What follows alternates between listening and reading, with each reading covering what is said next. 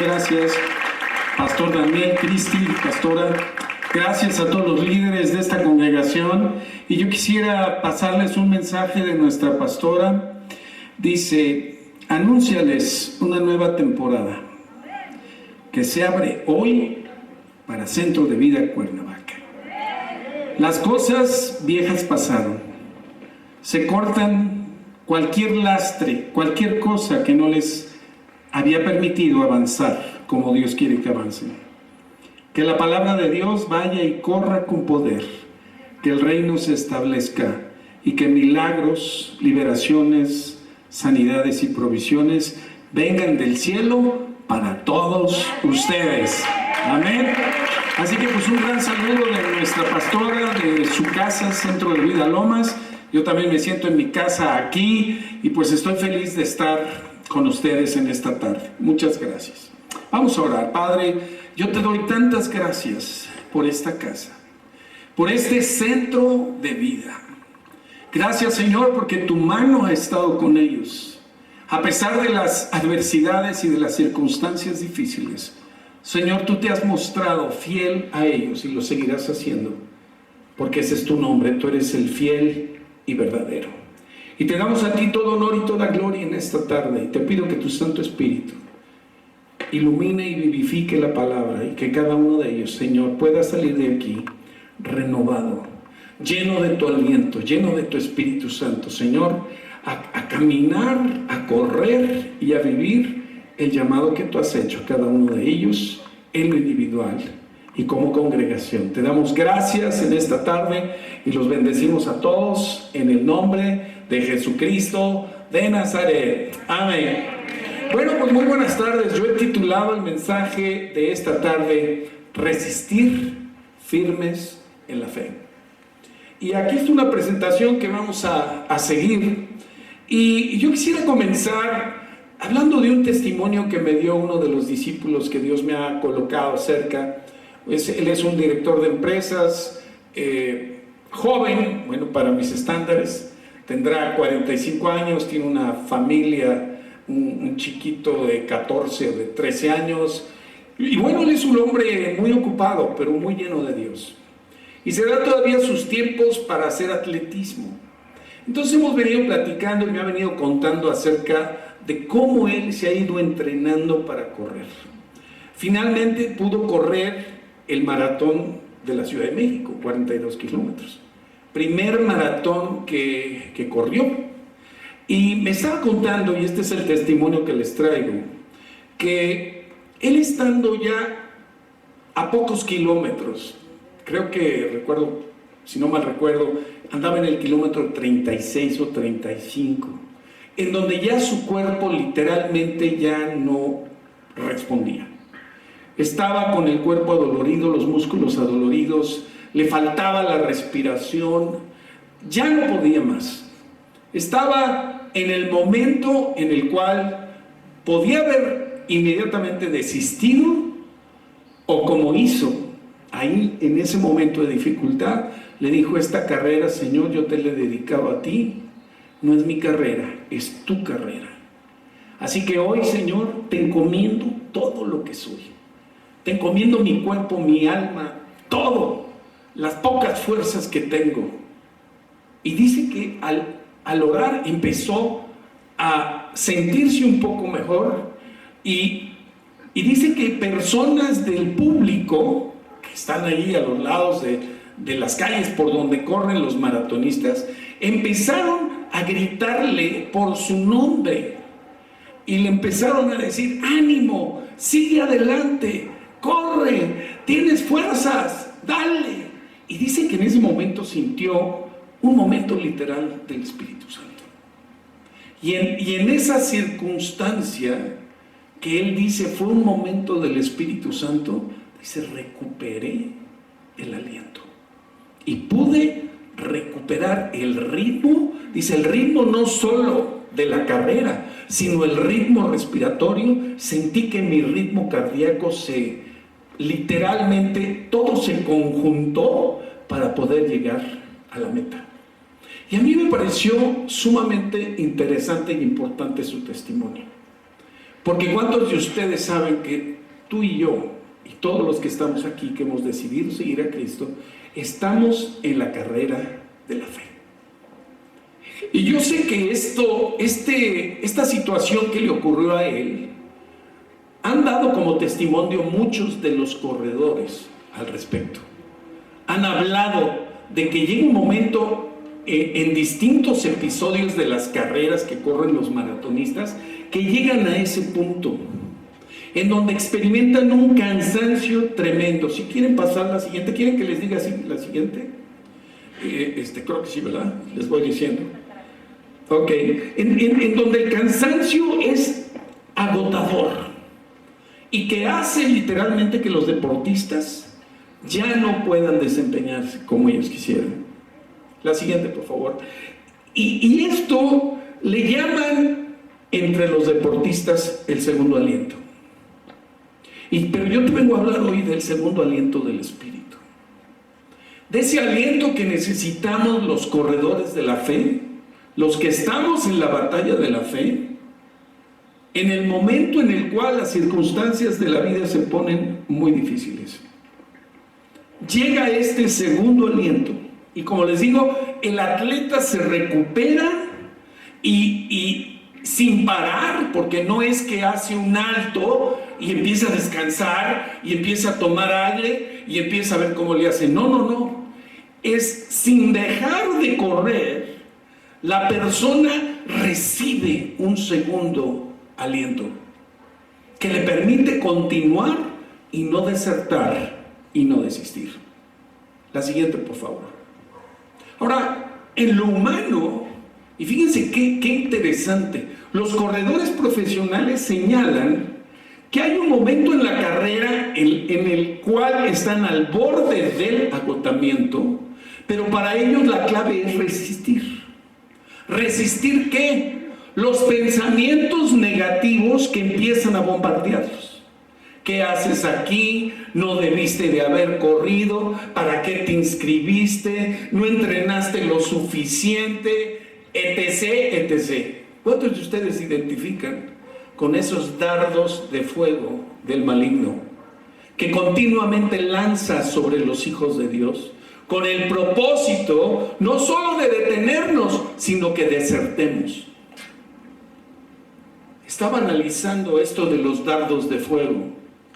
Dice la palabra, cuando habla de la armadura de Dios, cuando nos habla del escudo de la fe, nos habla que necesitamos levantar el escudo para frenar y apagar los dardos de fuego del maligno. Ahora, si analizas lo que es un dardo de fuego, y ya estoy hablando en la situación mental y emocional en la cual tú y yo nos vemos involucrados continuamente, con pensamientos de derrota, con pensamientos de incapacidad, con pensamientos de insuficiencia, con pensamientos de desistir. Dice que esos dardos se le llaman de fuego porque provocan incendios malignos en nuestra vida. ¿Y qué puede ser un incendio maligno? Puede ser el que tú caigas o yo caiga en un estado de depresión. Puede ser que se incendie el temor, haya un incendio y provoque que el temor se convierta en terror. Que provoque que la duda se convierta en incredulidad. Que hace que las instigaciones del mal provoquen un incendio y el cristiano o la cristiana tomen la decisión de caer en la tentación y de pecar. Son incendios que tienen como propósito desviarnos de la carrera de la fe, debilitarnos espiritualmente y llevarnos a otros caminos alejados de Dios, de su presencia, de su amor, de sus planes y de sus propósitos. Pero estos atletas dicen que si logran resistir esos pensamientos, así como el ahogo, el esfuerzo, la ansiedad y el cansancio, sus aparatos y sistemas empiezan a sincronizarse otra vez. Ahora, nuestra palabra de Dios nos dice que aprendamos a derribar los argumentos y las altiveces que se levantan en contra del conocimiento de Dios, ¿cierto o no? Que la batalla, el campo de batalla es mental, el campo de batalla es emocional, el campo de batalla está en el territorio del alma. El alma es terrible, el alma. Es un alma maleducada, es un alma mal habituada. Es un alma que le gusta hacer lo que quiere. Es un alma frágil. Es un alma que procrastina. Es decir, transige fácilmente. Por eso el título de esta plática es Aprender a resistir en la fe. Mantenernos en la fe. Reconocer, como dice la palabra en 4 lugares, que el justo por la fe vivirá. Y el Señor agrega, y si retrocede, no agradará a mi alma. Estamos en la carrera de la fe. La que sigue, por favor. El apóstol Pablo dice en Hechos 20:24, pero de ninguna cosa hago caso. ¿Qué dice? De ninguna cosa hago caso. Ni estimo preciosa mi vida para mí mismo, con tal que acabe mi carrera con gozo y el ministerio que recibí del Señor Jesús para dar testimonio del Evangelio de la gracia de Dios. Aquí está una vida plenamente enfocada en el llamamiento espiritual. Tú y yo hemos recibido un llamamiento de Dios. Fuiste invitado y convocado a ser parte de la iglesia de Jesucristo, a ser parte del cuerpo de Cristo, a ser parte de la familia de Dios. Es tan importante ese llamado. El apóstol lo llama vocación. ¿Qué hacen nuestros jóvenes cuando se inscriben en una carrera en la universidad? Lo único que están haciendo es confirmando el llamado vocacional que ha hecho Dios a sus vidas. Vemos a los niñitos. Yo tengo una nieta de 10 años que ella dice que va a ser doctora. Desde ahorita dice, no, yo quiero ser doctora. Y gloria a Dios que así sea. Que sea un verdadero llamado de Dios a su corazón. Para ser una mujer que sirva a favor de Dios para sanar a los enfermos. Cuando un alumno se inscribe en la universidad, solamente está ratificando el llamado interno que tiene a su vida. Afortunadamente creo que ya no pasa como ocurría en mis tiempos, cuando llegabas a la ventanilla de rectoría de la UNAM a inscribirte, llegabas según las áreas y llegabas al área médica y decía el joven, buenos días señorita, vengo a inscribirme a la carrera de medicina. Ya no hay cupo. Nada más hay, o dentista o veterinario, ¿qué quiere? Y ahí mismo le cambiaban el destino. Muchos de ellos, yo supe de varios, que estudiaban un semestre de odontología o de veterinaria y volvían nuevamente a la ventanilla el siguiente semestre a ver si encontraban lugar en la carrera en la cual querían. El enemigo siempre va a tratar de sacarte de la carrera, del llamado y del propósito de Dios. Pero el Señor nos llama a resistir por medio de la fe. Vamos a ver la siguiente. Al final de su vida, en 2 de Timoteo 4:7, Pablo declara lo siguiente. Dice, he peleado la buena batalla, he acabado la carrera, he guardado la fe. He peleado la buena batalla, he acabado la carrera de la fe, he guardado la fe, es decir, he permanecido fiel.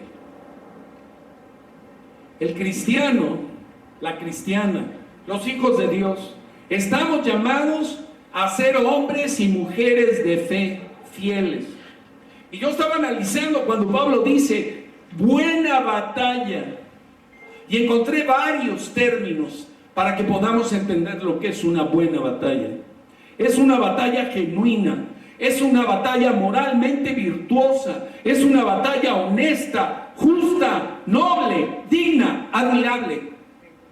Es una batalla llena de competencia y de habilidad extraordinaria y excelente, pero sobre todo es una batalla pura de corazón. Hermanos, estamos viviendo tiempos de gran confusión, de grandes dudas en el cuerpo de Cristo, de muchísima incredulidad. ¿Por qué? Pues por lo que hemos estado viviendo y seguimos viviendo el día de hoy. A través de esta enfermedad se ha sacudido el mundo, pero no solo en la dimensión sanitaria, sino en la económica, en la de las relaciones interpersonales, en la del tráfico y la movilidad del ser humano, en tantas áreas. Hemos sido afectados, pero los hijos de Dios no podemos caer y vivir en confusión, en desánimo, en duda, en incredulidad. Cuando sabemos que tenemos un Dios cuyo nombre es el fiel y verdadero. Así que si tú el día de hoy has estado a punto de colgar los tenis, déjame decirte que los tenis de la carrera de la fe en el griego son Nike. No sé cómo se pronuncia en la marca deportiva. Pero ¿saben lo que significa? Nike significa victoria. Tú y yo tenemos los zapatos de la victoria. Cuando iniciamos la carrera de la fe y la batalla de la fe, el Señor nos puso el calzado de la victoria. Y no le estoy haciendo propaganda a la marca. Es una realidad. ¿Por qué? Porque el Señor tiene fe en ti y tiene fe en mí. Lo importante es que tú y yo reconozcamos la importancia de la fe. La siguiente, por favor. Hay dos palabras que son sinónimos: creer y confiar. Creer y confiar en Dios son sinónimos. Cuando tú confías en alguien, significa que crees firmemente en su habilidad y en su fidelidad, en su actuar, tal como te lo ha prometido o como te lo ha dicho. Muchos de los problemas de nosotros es que no conocemos a profundidad a nuestro Dios. Necesitamos pasar tiempo con Él en su presencia. Necesitamos verdaderamente que el Espíritu Santo ilumine la palabra. Porque la fe es una creencia del corazón y no de la mente. ¿Qué dice la palabra? Con el corazón se cree, con la boca se confiesa. Y mucho de lo que llamamos fe muchas veces es un asentimiento mental. La siguiente, dice la palabra en Isaías 26 del 1 al 4. Dice: en aquel día cantarán este cántico en tierra de Judá. Fuerte ciudad tenemos, salvación puso Dios por muros y antemuro. Abran las puertas y entrará la gente justa, guardadora de verdades. Tú guardarás en completa paz a aquel cuyo pensamiento en ti persevera. ¿Por qué? Porque en ti ha confiado. Nuestros pensamientos son un problema. El Señor quiere que pensemos como Él piensa. No quiere que sigamos pensando a nuestra manera. No sé si te has fijado que muchas de las conversaciones de nosotros como cristianos es: yo pienso, yo creo, yo. El yo. A todo lo que da. Y el Señor quiere que aprendamos a pensar como Él piensa, a vivir como Él quiere que vivamos, que verdaderamente derribemos los argumentos y las altiveces que se levantan en tu pensamiento y en el mío en contra de Cristo. Quiere que aprendamos a sujetar los pensamientos a la obediencia a Cristo. No hay peor vida que una vida vivida a través de lo que sentimos. La fe no es un sentimiento. La fe es una convicción, una creencia firme y una decisión. vivir a través de lo que sentimos. Es una vida de montaña rusa, es una vida de telenovela, es una vida que si el día está bonito, tú estás alegre, pero si el día está nublado, ya te entró la depre, la tristeza, que oyes las noticias y entonces según lo que te espanten las noticias, empiezas a temblar y empiezas a temer, empiezas a dudar y a tener incredulidad. Es increíble cómo el enemigo infiltra los corazones y las mentes de los hijos de Dios y los lleva no solo a tener temor, sino que sea un temor que se convierte en pánico, que se convierte en ataques de pánico, que la tristeza se convierte en depresión, que el afán y la preocupación dé como resultado y como fruto la incertidumbre, la inseguridad, la imposibilidad. Porque nos hemos deslizado de las verdades de la palabra y hemos permitido que la mente y el alma se contaminen con los argumentos de este mundo. La siguiente, por favor. Fe es la certeza de lo que espero de Dios. ¿Qué esperas de Dios? No, pues no sé, ¿quién sabe? No, pues no sé si sea su voluntad que yo siga vivo o no. No sé si me quiere prosperar o no me quiera prosperar. Pero si en tu corazón y en el mío estuviese un versículo tan corto como 3 de Juan 2, que dice: amado, yo deseo que tú seas prosperado en todas las cosas y que tengas salud, así como prospera tu alma. Pero fíjense la relación entre la prosperidad del cielo y la sanidad del cielo, ligada a la prosperidad del alma, es decir, a la renovación, a la conversión del alma, de los pensamientos de este mundo, de las costumbres de este mundo, a la palabra de Dios. Tú y yo ya somos salvos en espíritu, pero estamos siendo salvos en el alma. Tu alma y la mía tienen que estar en un proceso de renovación y de limpieza continuas. Por eso, si tú eres una persona que te dominan las emociones, necesitas hacer un alto y empezar a creer que Dios no te ha dado un espíritu de cobardía, sino de poder, de amor y de dominio propio. ¿Qué es el dominio propio? Es la capacidad para gobernarme conforme, en este caso y el nuestro, a la palabra de Dios, a las convicciones de Dios.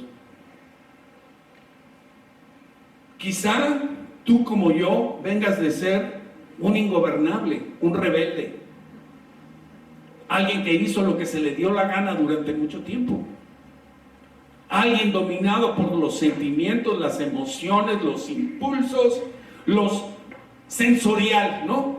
Lo sensorial, ver, oír, oler, gustar y tocar. Lo más primitivo que pueda gobernarnos son los sentidos. Las emociones existen para que las disfrutemos, pero no para ser gobernados por ellas. Yo no tenía dominio propio, tenía demonio propio. Y no uno, varios. Que me gobernaban y me incitaban a hacer muchas cosas inconvenientes, conforme fuera de la voluntad de Dios y de la palabra de Dios. De ahí la importancia de la fe. Hablando de Abraham en Romanos 4, 20 y 21, y siempre me ha gustado esta manera de comprender la fe. La manera en que Abraham le creyó a Dios. Dice que tampoco dudó por incredulidad de la promesa de Dios.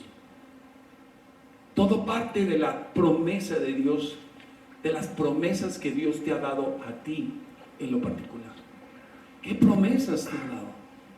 Porque hay una serie de promesas generales, pero Dios habla a cada uno de sus hijos y de sus hijas y convierte la palabra en una palabra para cada uno de nosotros, que cuando verdaderamente es Dios el que habla, se arraiga esa palabra en el corazón y tienes la seguridad, porque Dios te lo dijo, que esa palabra se va a cumplir. Lo que Dios ha hablado a tu vida se cumplirá. Y déjame decirte, a pesar de ti mismo. Porque Dios es un Dios fiel. Gracias, Señor. Gracias que a pesar de mí mismo. Pero es importante, como dice aquí, que no dudó Abraham por incredulidad de la promesa de Dios, sino que hizo, se fortaleció en fe, dando gloria a Dios. Y aquí está la definición de fe. Fe es estar plenamente convencido de que Dios es poderoso para hacer lo que nos ha prometido. Tú y yo, dáselo fuerte al Señor. Él es fiel. Gracias por tu palabra, Padre. Gracias, Señor. ¿De qué estás plenamente convencido? No, pues de que la pandemia está, que quién sabe qué variante vaya a aparecer. ¿Quién sabe qué mutación traiga el virus que vino de China? No, yo creo que de esta, quién sabe, ¿eh? Ahí están sus convicciones. La duda, la incredulidad, la inseguridad, una fe pervertida. El temor es una fe pervertida, porque es fe, es finalmente estar plenamente convencido de que te va a ir mal. El objeto de la fe es lo que hace la diferencia. Nosotros tenemos fe en Jesucristo, primeramente en Él como persona y luego en sus promesas. La siguiente, por favor. Ay, Dios mío, le podría dar. Jesús dijo, estas cosas les he hablado para que en mí tengan ¿qué? Paz. Estas cosas les he hablado para que en mí tengan paz. ¿Saben qué? En el mundo tendrán aflicción.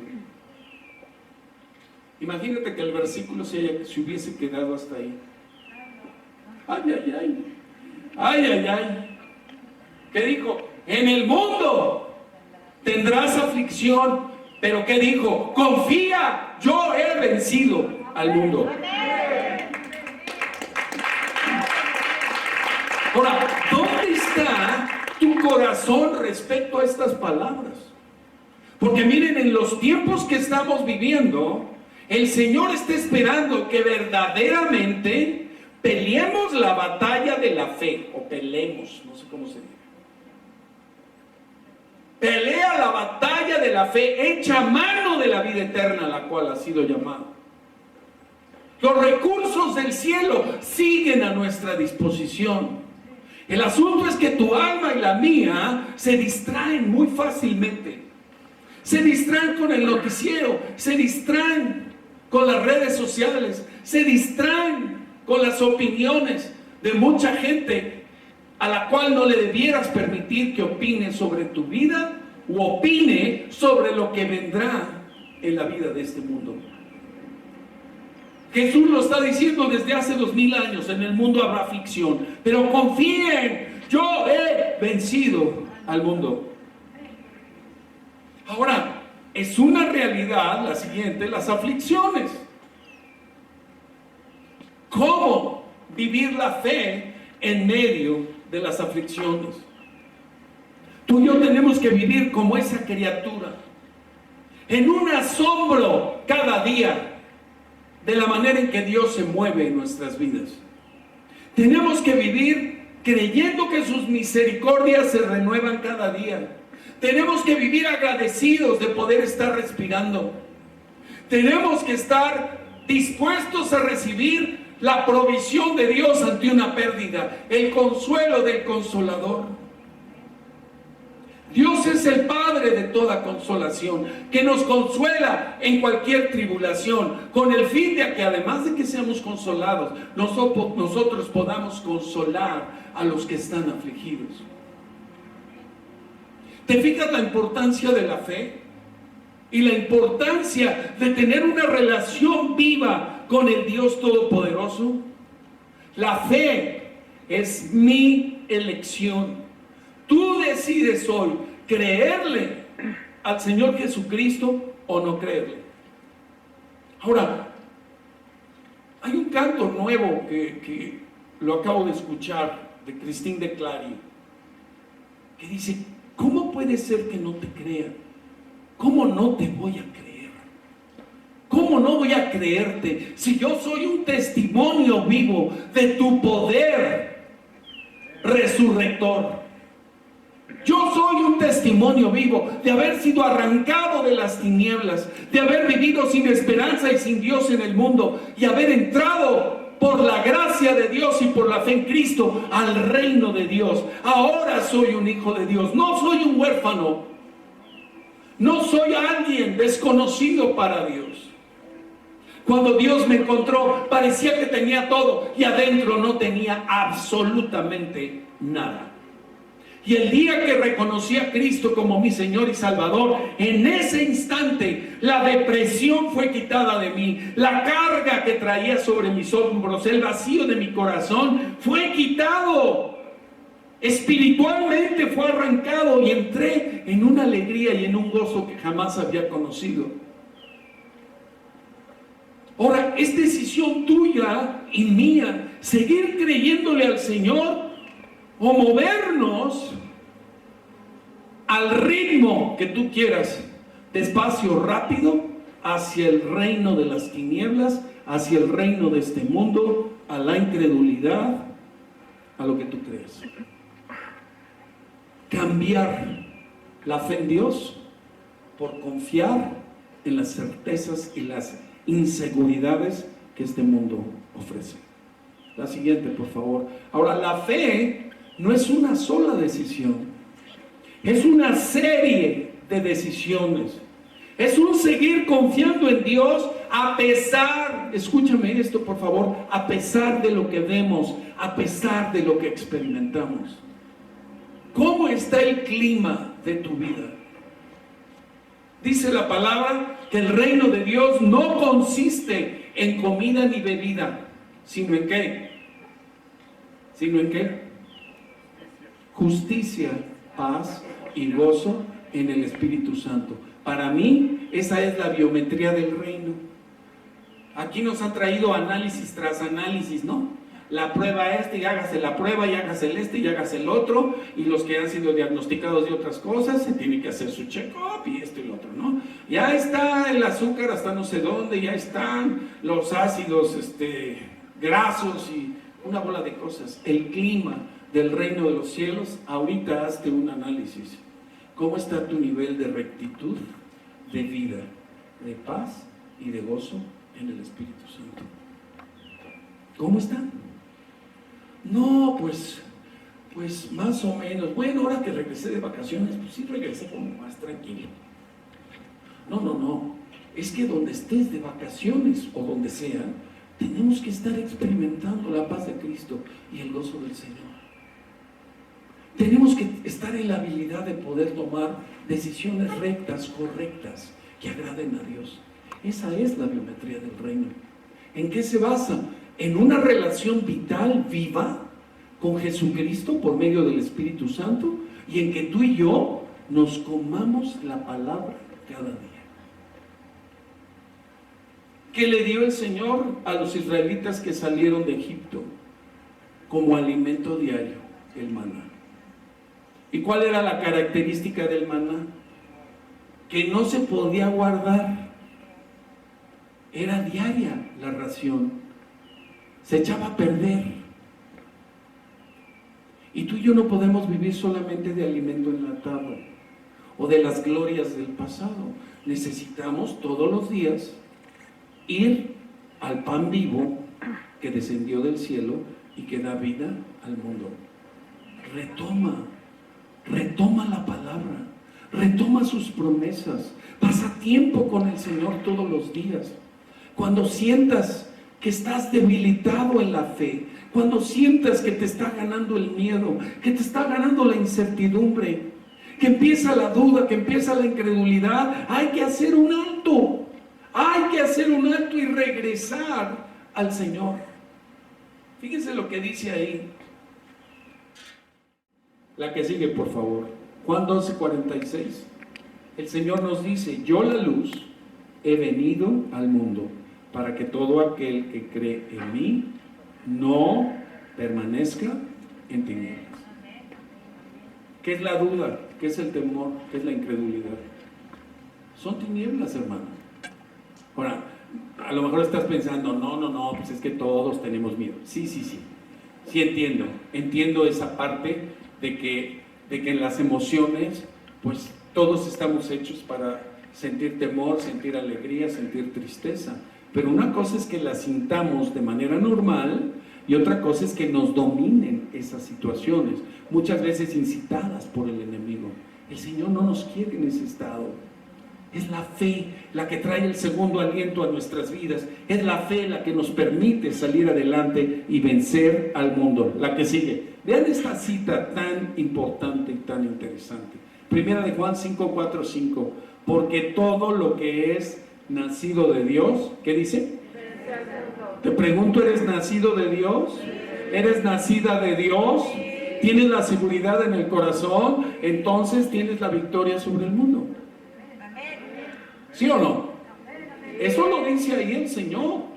Y esta es la victoria que ha vencido al mundo. ¿Cuál es la victoria? El arma con la que vencemos las situaciones del mundo es nuestra fe.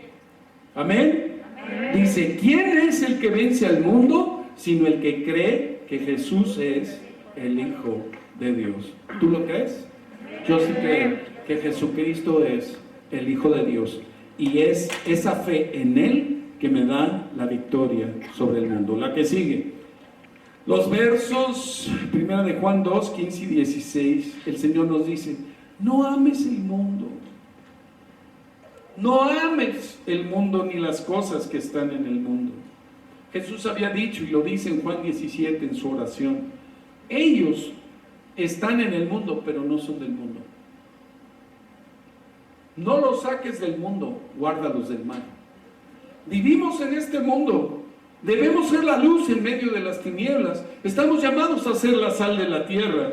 Por eso el Señor nos dice, no ames el mundo, no pongas tu confianza en el mundo ni en las cosas que están en el mundo. Si alguien ama al mundo, el amor del Padre no está en él. ¿Qué es lo que hay en el mundo? Los deseos de la carne, los deseos de los ojos, la vanagloria de la vida. Eso no proviene del Padre. Tenemos que retomar nuestra carrera y tenemos que retomar esta batalla. Es un llamado en este 2022 especialmente a ver la victoria de Jesucristo en nuestra vida, en las distintas áreas en donde hemos sido desafiados o donde inclusive tenemos hoy aflicciones y problemas. La siguiente, por favor. Pregunta para ti y para mí. ¿Qué es lo que hay dentro de ti hoy que no le agrada a Dios? ¿Que es de la carne, del mundo o del reino de las tinieblas inclusive? ¿Qué es lo que hay que te tiene dando vueltas a la glorieta? ¿Sabes lo que significa la glorieta? Lo que cantaba la hermana en ese canto del desierto. Es andar en el desierto, dando vueltas en el mismo lugar sin avanzar. ¿Qué le pasó al pueblo de Israel cuando fue sacado de Egipto? ¿Era el propósito de Dios que anduvieran en el desierto 40 años? No. Han dicho que la trayectoria del lugar donde salieron de Egipto a la tierra prometida era una trayectoria de 11 o 12 días. Y ellos estuvieron ahí, ¿cuánto tiempo? ¿Cuántos años? 40 años. ¿Estás dando vueltas a la glorieta? ¿En las finanzas? ¿En el temor? ¿En la falta de perdón? ¿Atorados todavía volteando hacia Egipto? ¿Añorando el pasado? ¿No superando las pérdidas? Lógico que hay que sufrir una pérdida, es normal, pero no te puedes quedar 30 años en la misma pérdida. El Señor, que es el Padre de toda consolación, Claro, que se pone contigo. Jesús lloró ante la tumba de Lázaro, frente al dolor de Marta y de María. Y Él es la resurrección y la vida. Y dice, Jesús lloró cuando estaba a punto de resucitar a Lázaro. ¿Qué es lo que te está deteniendo? ¿Por qué estás dando vueltas en la glorieta de la incredulidad, de la duda, del miedo, de la religiosidad, de la costumbre? Necesitamos salir de la glorieta. Es más, yo le decía a una hermana que me llamó en la semana una persona para decirme que había sufrido un trauma horrible, que no lo había confesado nunca. Y yo había tratado a esta hermana varios tiempos, digamos, y yo veía que su conducta de alguna manera no era normal, no acababa como de entregarse al Señor Jesucristo. Y finalmente me llama que para pedirme mi opinión sobre una situación. Y ella lo que quería era vengarse de algo que le habían hecho en su infancia. Y le dije, a ver. O sea, aquí se trata no de que cobres venganza, sino que le permitas al Señor que sane tu herida y que Él se convierta en tu juez y en tu defensor, pero que tú puedas sanar de eso que sufriste, de manera que Jesucristo, que es el que sana los quebrantos de corazón, te haga libre del odio, del resentimiento y ahora del deseo de venganza. Digo, así no opera Dios. Y finalmente llegamos a eso, a decirle, oye, es que llevas no sé cuántos años dando vueltas a la glorieta con ese problema. Y le digo, llevas 5 años en Cristo. Y hasta el día de hoy tú estás sacando a la luz algo que te ha traído atorada durante tanto tiempo.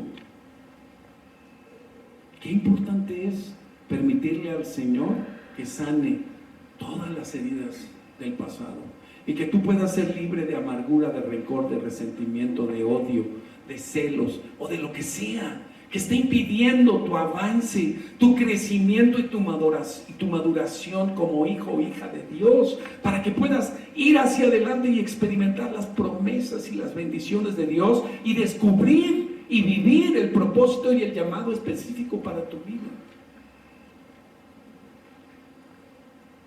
Y nos estábamos carcajeando porque le dije, mira, yo estuve ahí. Le dije, pero no solo estuve dando vueltas a la glorieta, estuve parado años viendo la glorieta, estacionado ahí, ya ni siquiera daba vuelta, ya estaba ahí estacionado, dejando pasar la vida en una condición de desierto, en una condición de no avance. El Señor comprende y entiende todo lo que has vivido, lo reconoce, lo entiende, lo comprende, pero nos da esta salida, esta victoria que vence al mundo, que es nuestra fe. El pueblo de Israel pasa a la siguiente. Ahí está la tierra de las promesas de Dios esperándonos. ¿Cuáles fueron las 3 cosas que detuvieron al pueblo de Israel en el desierto dando vueltas? Fueron 3 básicamente. No fueron los gigantes, no fueron los enemigos que vivían en la tierra prometida, fue la intimidación, la incredulidad y una autoimagen pobre. Esas 3 cosas hicieron que los israelitas que salieron de Egipto no entraran a la tierra prometida. Entró con Josué y con Caleb la siguiente generación, los que nacieron en el desierto. ¿Estás viviendo en intimidación? ¿Estás viviendo en incredulidad? Intimidación sinónimo de temor, de miedo, de duda. ¿Tienes una autoimagen pobre? ¿Te ves como langostas? Porque eso es lo que el reporte que dieron los príncipes de Israel, 10 de los 12 dijeron, es que nos vemos como langostas ante los gigantes y los pueblos que viven ahí en la tierra que tú nos prometes. Los enemigos agigantados y ellos con una autoimagen pobre. Eso impidió que ellos pudieran disfrutar de la tierra de las promesas. Tú y yo estamos llamados a heredar la tierra. Hay una herencia en el cielo, pero hay una herencia aquí en la tierra. La que sigue. Podría pedir que pasara el tecladista, el pianista, pudiera acompañarnos. Entonces, muchos de los hijos de Dios e hijas de Dios están en medio de aflicciones diversas. Es una realidad, no podemos negarla. Pero el Señor nos ofrece sus recursos celestiales. La fe es ese segundo aire que necesitas hoy. ¿La fe en quién? ¿En ti mismo? No, no en primera instancia. La fe en el fiel y verdadero. La fe en sus promesas. El Salmo 22 dice: aunque ande en valle de sombra de muerte, no temeré. Dice: tu vara y tu callado me infunden aliento. Es la palabra de Dios inspirada por el Espíritu Santo la que trae aliento a tu corazón y a tu vida para atravesar la duda, para salir de la confusión. Tú sabes que la confusión en la que está sumida la sociedad hoy, y ve la confusión en los liderazgos de los gobiernos. Detrás de la confusión, ¿qué creen que hay? Brujería y hechicería. El maligno opera a través de hechizos, encantamientos, de brujería, para traer confusión a las personas, para que no sepan ni dónde están, ni quiénes son, ni a dónde van. Y cuando hay confusión, no hay manera de pensar sensata y prudentemente y tomar decisiones correctas. Pero es la fe la que nos saca de nuestros sentimientos subjetivos, para que se sujeten a la verdad de la palabra. Y es la presencia de Dios como evidencia objetiva en su amor, en su misericordia, en su bondad y en su gracia, lo que verdaderamente hace la obra y nos resetea para continuar la carrera de la fe. ¿Por qué no te pones de pie?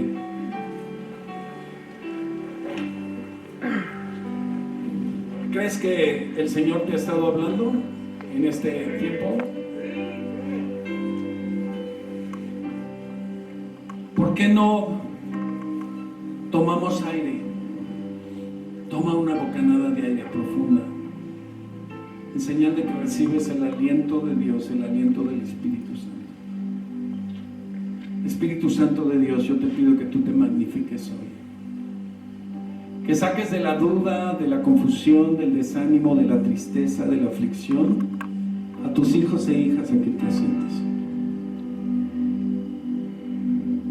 Señor, que ellos puedan levantar su mirada, la mirada del corazón, la mirada de la fe a ti.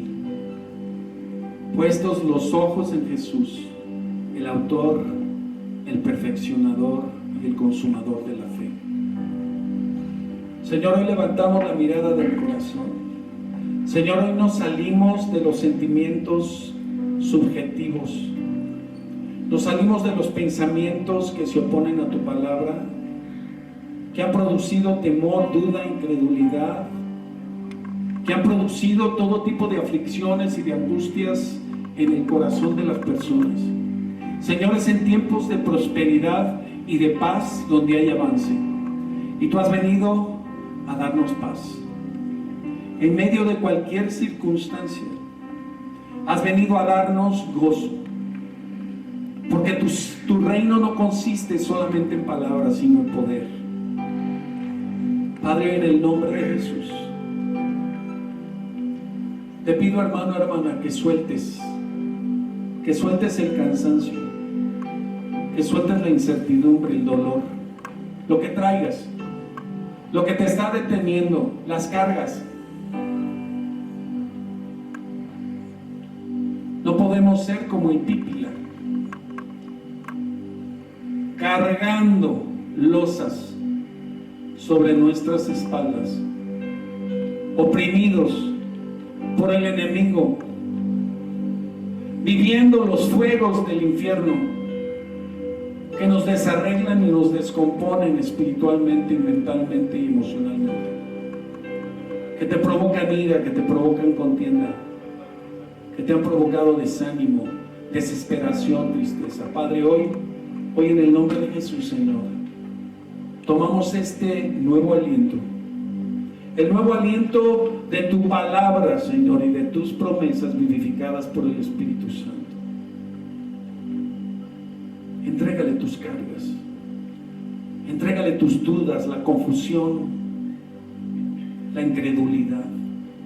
El pueblo de Israel que salió de Egipto no entró a la tierra prometida a causa de su incredulidad. Y déjame decirte algo, la incredulidad es un pecado.